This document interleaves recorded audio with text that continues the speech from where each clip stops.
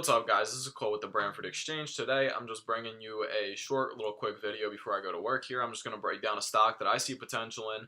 That stock is GUSH. That's already up almost 5.5% today. It's about 3 o'clock, so we have about an hour left of trading here. I think that if I do enter this position, it's probably going to be tomorrow morning or sometime after. I don't think I'm going to get in before the end of the day because I think there's going to be at least a small sell-off on GUSH, and I kind of want to see what it's looking like tomorrow morning, because if we look here, GUSH has sold off pretty harsh in the past. Eventually found a bottom though and reversed. It's now trending above its EMA and its SMA, and I have support and resistance lines drawn out, and I had a resistance drawn for it at $24. It's managed to break above that point of $24 and also confirm the support because when something's an old resistance or when there's a resistance, if the stock can manage to break above that resistance, usually that old resistance is going to turn into a new support for the stock. So instead of it being a resistance now, since it broke above the point of $24, now that it's trending above that, that's going to be a support point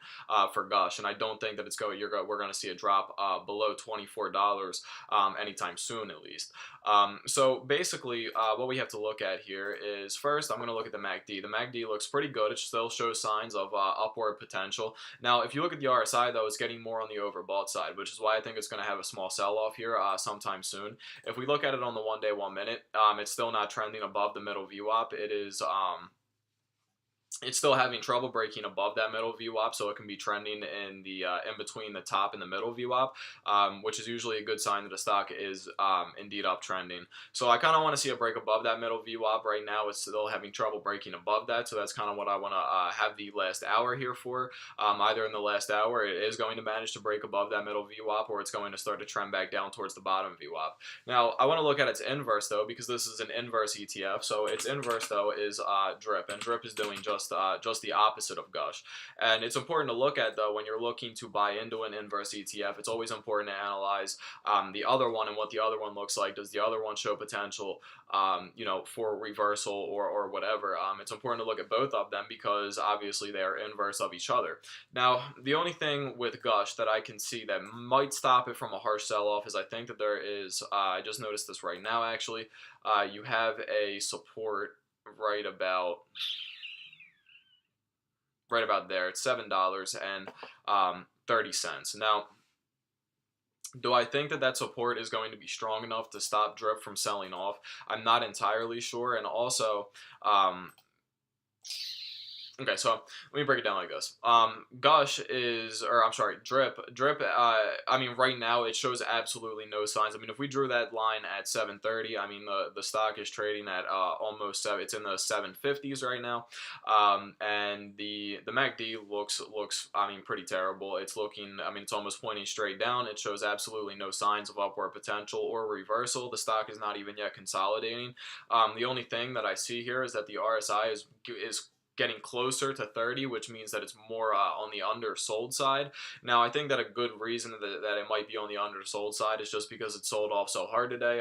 It's at the moment it's sold off. It's down a little more than 6.5%, so it sold off, decently hard today. I think that's why you see the RSI more on the undersold side rather than the overbought side. But at that rate, I still don't see any signs of reversal or upwards potential for DRIP in the meantime, at least. But this is also why I kind of want to wait out this last hour and see what happens, and also see what it's looking like tomorrow morning. Now, for GUSH, though, you can see that the last time it broke above that support or that resistance of $24, it managed to ride all the way back up to the next resistance I have drawn at $30, and it actually broke that resistance and turned it into a support and continued to uptrend. Now, is that what's definitely going to happen now? Just because it happened in the past? No, definitely not. But that is how you trade stock, though. Trading stock is being able to identify pattern and see what happened in the past, and be able to make predictions on what's going to happen in the future. So I think that the MACD looks good. I think that it still shows signs of upwards potential. Obviously, the RSI is nearing the overbought side, but that is just because, again, this is the inverse of DRIP, and DRIP sold off pretty hard today, so it's going to be more on the undersold side. And obviously, GUSH had a run for almost 6.5% today. At least now it's at 630. So it is going to be more on the overbought side because it did have it gained a decent amount today.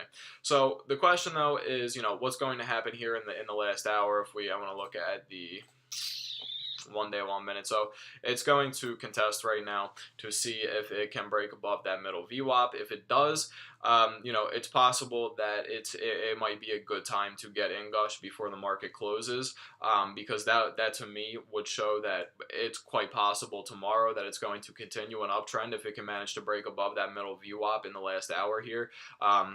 Sometimes it's called power hour because in the last hour stocks have a tendency to either sell off or make gains. So kind of depends on what's going to happen. I'm going to watch it here for the next hour. I just wanted to make this video just to show you guys what I'm looking at right now, just to give you guys a potential trade idea if you're looking for something to trade. I think that GUSH shows a lot of potential, even if it doesn't, even if it does start to downtrend again, tomorrow or something like that. I think that if we look at it on the 4-hour, 180-day chart, as long as it doesn't break below $24 again, I think there's a lot of sign or a big potential for gain.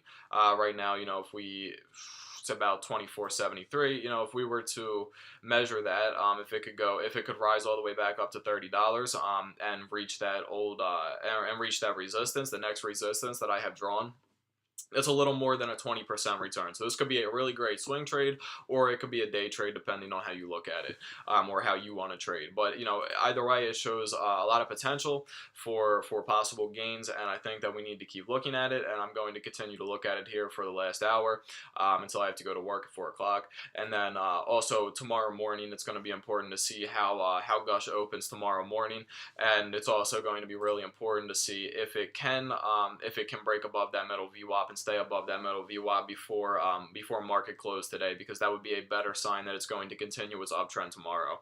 But it's all we have to see what happens. It's just a waiting game. Sometimes stock is a waiting game. So that's going to be it though. I want to keep the video semi-short, but I just wanted to give you guys a potential trade, or a trade that I had in mind and what I'm looking at right now and why I see potential in GUSH as opposed to drip. So I hope you guys enjoyed. If you have any questions, leave them down in the comments below. All the links to our Discord and our social medias are going to be in the description, so make sure to subscribe, like if you enjoyed it, and I'll click on those links down there in the description and follow us on social media. Thanks though, and I'll see you in the next one.